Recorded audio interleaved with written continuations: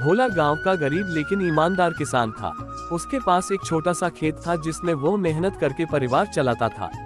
उसकी पत्नी लक्ष्मी रोज सुबह साथ देती और दोनों मिलकर सुख दुख बांटते।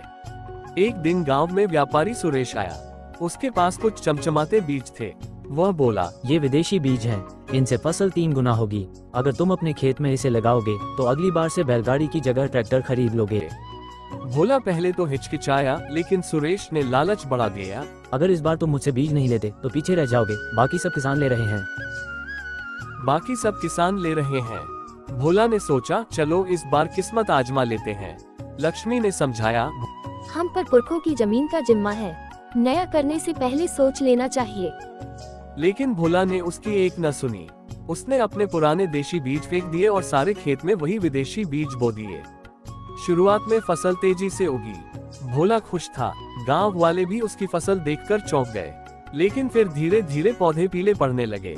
मौसम के अनुसार बीज नहीं टिक पाए, न पानी सह पाए न गर्मी।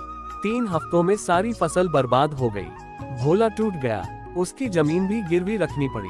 तब उसे एहसास हुआ कि थोड़े फायदे के लालच में उसने अपने पुश्तैनी तरीके, मिट्टी और बीज सब कुछ खो दिया। गांव की पंचायत बैठी।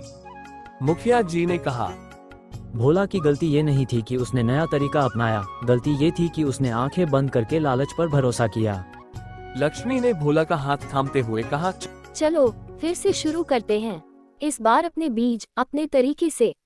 अगले साल भोला ने फिर से मेहनत की, देसी बीज लगाए और फसल अच्छी आई। उसने सीखा, शॉर्टकट से सिर्फ धोखा मिलता है, सफलता नहीं। यानी थोड़े से फायदे के लालच में पूरा नुकसान कर बैठना। हमें बिना सोचे समझे सिर्फ लालच के पीछे नहीं भागना चाहिए।